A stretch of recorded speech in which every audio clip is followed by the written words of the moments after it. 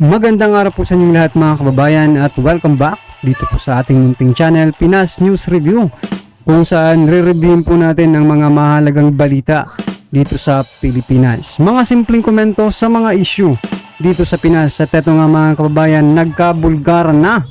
Just in breaking news, naku po, Senator Mig Zubiri nagsalita na. Senator Bato naiyak. Yan mga kababayan, no? Si Senator Bato naiyak mga karibin natin.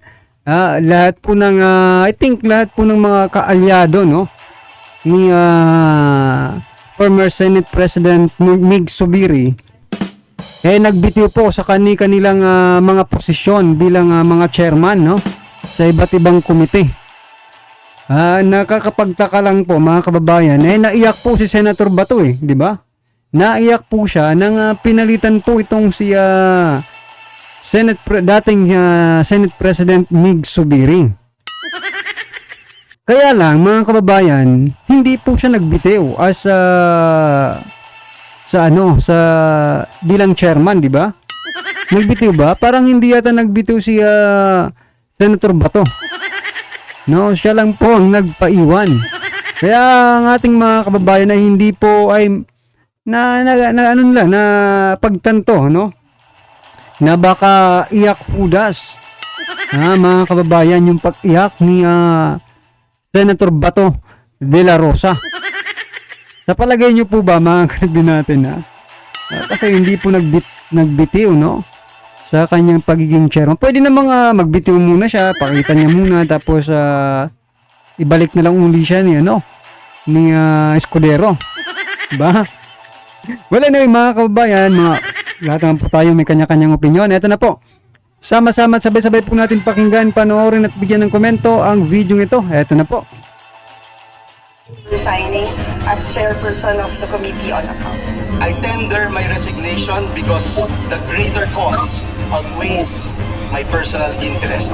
I will also tender my resignation as the chairperson of the Committee on Finance. And I would like to resign, of course, to give the new leadership a free hand in the reorganized. Narito ang Balitang Pinoy TV.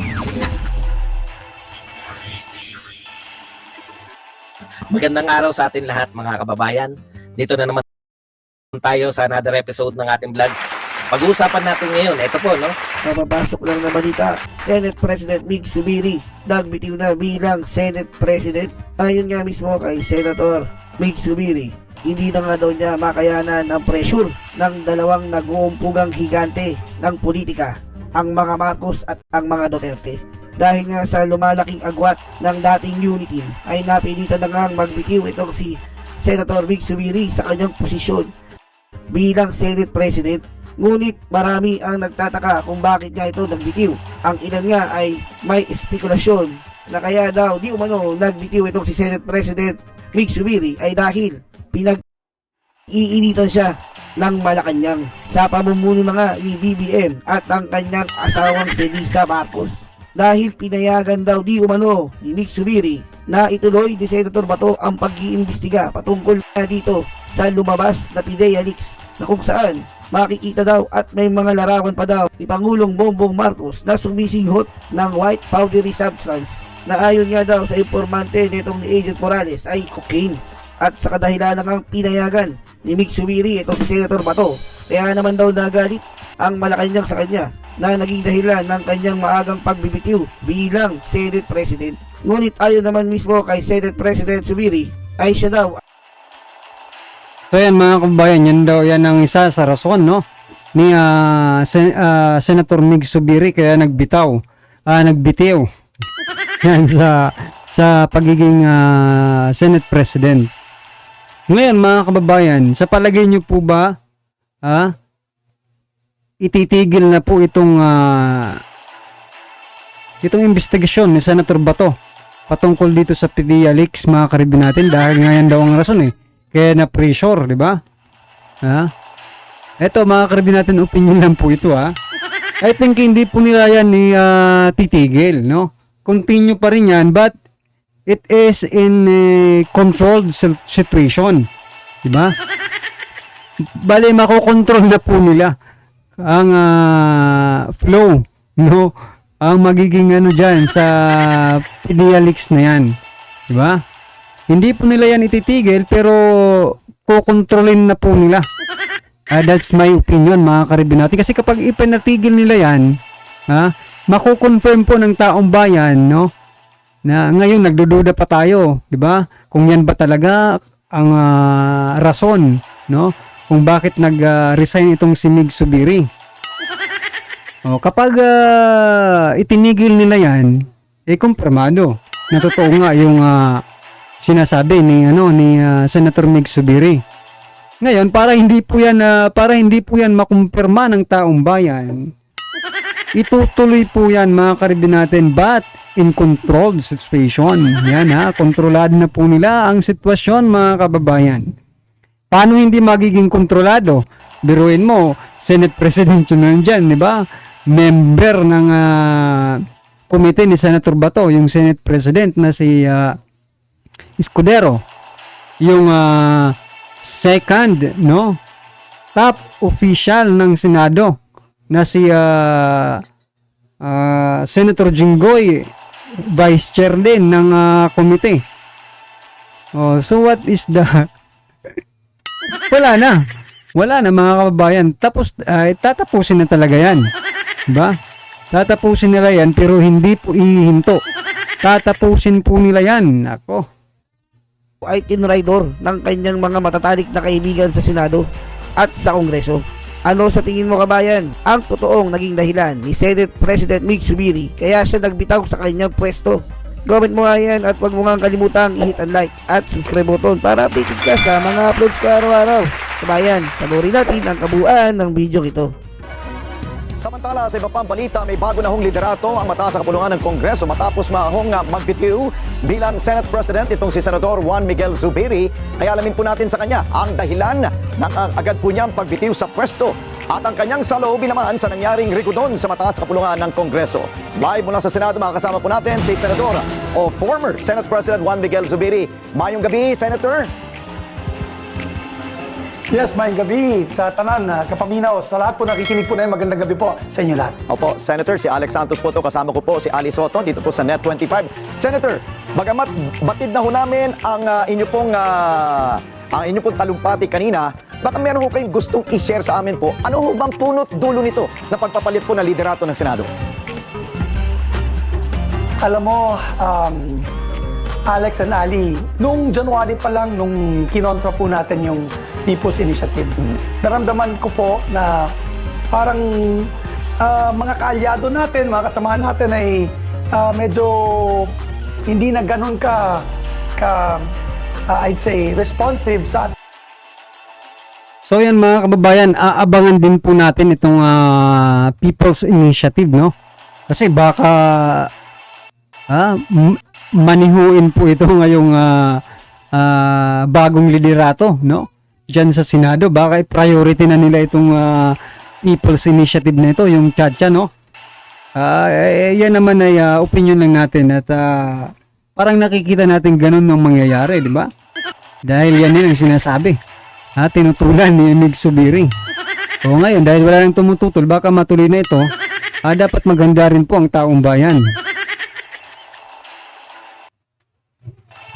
Liderato at nakikita ko po marami po mga dumarating na batiko mismo sa mga kaalyado natin. And then all forward to February, March, naglalabas na po yung mga black propaganda against sa liderato ng Senado. And most recently, I guess dahil sa mga hearings ni Senator Bato de la Rosa, ay may mga nagalit sa akin na may kapangyarihan. At siguro, sabi nila, palitan yung liderato ng Senado. Nahihinayan lang talaga ako, Alex, kasi alam mo, the Senate has always been an independent institution. Sinasabi nga nila, last bastion of democracy.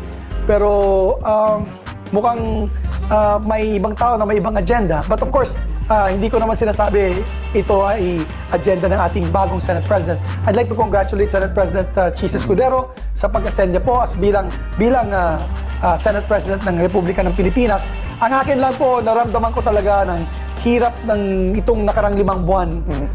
And grabe ang pressure sa akin. Lalong lumala lang dahil itinulak po natin ang independensya ng Senado na binigay ko po ng kapangyarihan ng lahat ng mga senador, ng lahat ng kanilang mga komitiba na magkaroon ng hearings. Kahit sino po matamaan, kahit sino man ang masasaktan, so as long as may, of course, mapapakita po ng pruweba, ng ebidensya, at yung kanilang agenda ay syempre ay para sa pakanan ng taong bayan. Kaya siguro dahil dyan ay medyo naipit po tayo. Opo. Pero handa po tayo, Alex and Ali, na ituloy po ang laban para sa bayan. Okay. Na hindi po mawawala yung advokasya natin, na itulak yung pagtaas ng sweldo ng ating mga manggagawa, yung pagtulak ng mga programa para sa livelihood, no? Para maangat ang kabuhayan ng ating mga mahihirap ng masang Pilipino. Opo. Ayun lang bilang ordinaryong senador. And I think sa talumpati ko, binanggit ko lahat ng mga ginawa po natin in these last 2 years. Ang dami po nating batas na naipasa, ang dami po nating ginawang mga hakbang para manatiling independensya ng Senado. Biro mo, 4-5 months ago, kumuntik na mawalang saysay ang Senado. Tayo po ay lumaban para sa ating institusyon, and I'm proud to say that nanatili po tayo. So yan mga kababayan, i-summarize lang po natin yung kung bakit nag-resign itong si Zubiri, si Senator Mig Zubiri. Isa lang pong dahilan, nape-pressure po siya, no? Dahil hindi nasusunod yung mga kagustuhan ng mas mataas pa sa kanya. Yan lang naman po, nape-pressure po sa former Senate President Mig Zubiri. So balik po tayo dito kay Senator Bato, mga kababayan. Naniniwala po ba kayo na iyak Judas? Yung pagkakaiyak, no? Medyo akala ko hindi nagbadrama itong Senator Bato, pero umiyak eh. Umiyak po na nagbitiw si Senate President Zubiri. Pero bakit si Loren Legarda at saka yung isa, si Binay, hindi naman umiyak? Mga babae pa naman yun. No, mga kababayan. Siguro ko emotional lang itong si Senator Bato. Yan mga kababayan. Dahil nga po dyan at hindi po siya nag-resign. Pero sinabi niya naman sa latest ng press conference na tuloy. Yan. Tuloy po ang hearing sa PDIALIX, mga karibo natin. At siya pa rin ang chairman. Nako, sabi po ng ibang mga kababayan natin, mga kanetizens, no?